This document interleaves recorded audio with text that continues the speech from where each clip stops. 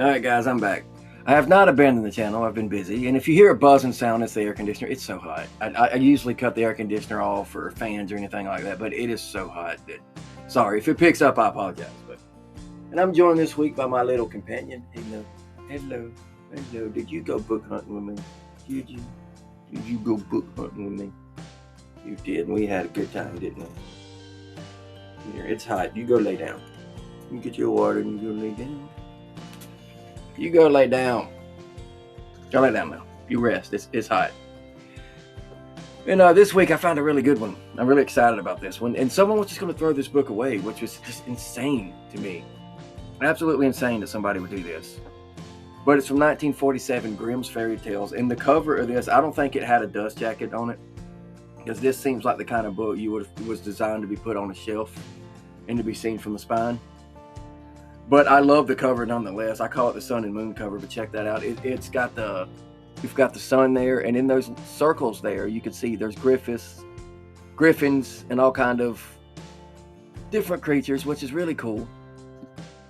We get a griffin, and then we get, of course, the golden goose there. Awesome. Then right here, this is what makes me believe this was meant to be a spine book that goes on the bookshelf. Check that out. You get that nice little fairy tales. Look how magical that looks. Look at the lettering on that. How cool is that? Look at that little thing there too. This is cool. And if you're 7, or 8 years old and you see that, and that looks like something right out of a Disney movie right there, where it's just sitting on the shelf. There's magical stories within. Let's pull it out and read it, right?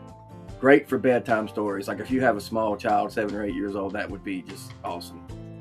And the fact that someone would just want to throw this away is insane to me. And you'll see here in the cover. Here we go. We'll get to the art in a minute, which I love. But that says Mary Alice Tuscan, which is who this book was for. Now, I don't know if that was from the 40s. It looks like it because there's writing there. And that writing is faded. So that tells me that, there was someone wrote something there, like a letter. I can't make it out. But someone wrote like a to letter. This is to you from your grandmother, whoever. Then the kid with a pencil wrote Tuscan. You could tell right there. I used to do that with books when I was a kid. In case it got lost or whatever, they knew it was yours with the pencil. I don't know how recent that is. I don't know if that's from the 40s or not. Could be from the 80s. Could be from 2000s. We don't know.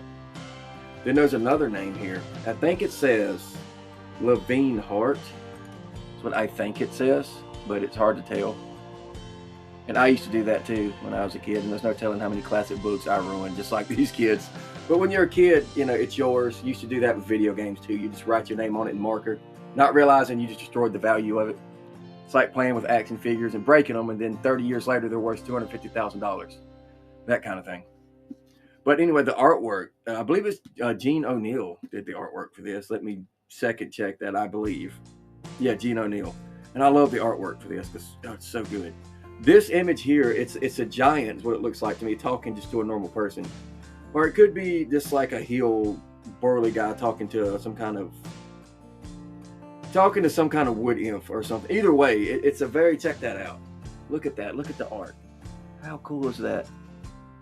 That is awesome. And then you go over here, and of course you get the castle, you get the prince, you get the princess. If you're a little kid and see that, that's crazy. And then the art style changes up. There's different art style. We get black and white, and then we get colored art style in this. Let me find you an example of the black and white. I'm being careful with the pages here because and someone's going to throw this away, which just drives me insane. That as cool as this book is, someone would just trash it. People, I swear. Here we go. Here's a good one. Oh, that art's good. Sorry, I get a little lost in this book because it's this magical childhood wonder. The book is basically what it is. Check it out. You'll get an illustration like that shows just black and white. Here's the princess. That's the golden goose story. And then you'll get something really cool like this. It's not pulp paper, but it's a thicker paper. Then you'll get it colored like this, where the style completely changes. Check that out. The artist is doing 2 or 3 different styles of art in this book, and that's magical if you're a little kid. That is a magical thing, just to be and see that. It looks like a fairy, tale tome come to life. I got to flip to the back here. because I want to give someone else a shout out here, and I got to get the name right. This would the typesetting is Westcott and Thompson, but the typography by Peter Oldenburg. The typography in this book really brings it to life. If you don't believe me, check this out. I'm going to show you here. They understood, that a kid seeing this, the typography needs to look like a magical tome, right? And the fantasy, the typography in a lot of fantasy books are very. I'm not knocking independent guys. I'm just saying that check out that typography. If you put that in a fantasy book, some of them do, it really brings it to life. Check that out. That feels like a magical tome, and you combine that with the cover here, and you combine that with this sitting on the shelf. That 7 or 8 year old child really thinks there's magic in here, and which is why this is such a wonderful book. It's from 1947. It's old. It's an entire collection of Grimm's, stories that we don't need to throw away anyway. But just the fact that you want to throw away magical wonder like that. Like if I was 7 or 8 years old and saw this would be wild, because I was a huge book nerd, still am, obviously. But this would have been wild for me if I was a kid. I would have thought, this is the kind of book that really just sparks a child's imagination, right? You don't see books like this anymore.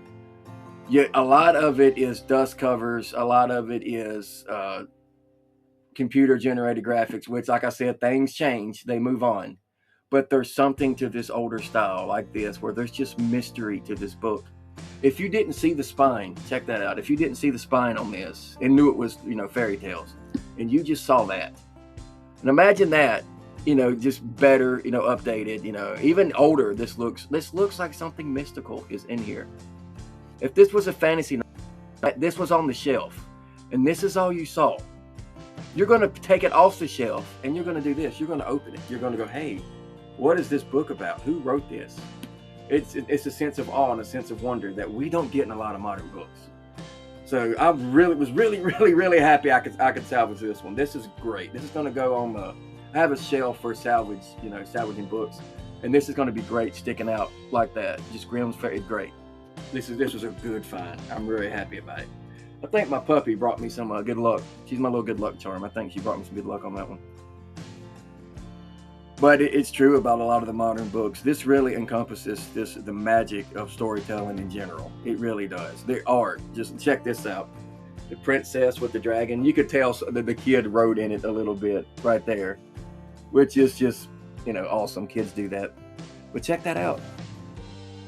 It's just, this is the art in this book is like they understood the assignment, as the kids say, 1000%. Like I don't think there was a dust cover for this book or a dust jacket. I would have taken it off anyway, because I keep repeating myself, and I apologize for that, but that is too cool. That is an awesome cover. Like I said, that will make you take this off a shelf and buy it immediately. And if you're a kid and you see that, you're like, yeah, the magic's in here. Very cool stuff. So hopefully, I would like to find a horror book like that. That would be cool. They're probably out there. One with scary stories, stuff like that in it. That would be cool. Oh man, check that out. You get Tom Thumb, but check out the illustrations again. You get Tom Thumb, and check out the typography on that. Look, you get that, and then this beautiful typography, just gorgeously done. Even those are done very well. Like I said, that's a lot of discussions people don't have is typography in books, and it really can make or break a book. The typography, it's average when you look into the story itself because it's helping you to read it, but the title, oh man, very well done. Great stuff. Anyway, I'm going to end it here. I don't want to ramble on too much about this book because I definitely could for a long time. Great find, 1947, Grimm's Fairy Tales, with children's writing in it. There's nothing more magical than that, because that is, some child liked this book, and this was a thing for them for a while. And this book, if it could talk the stories it could tell, which is why I collect them all. Because, like I've always said, the book tells more than just the story between its pages. It really does. And with that, I'll see you guys next time.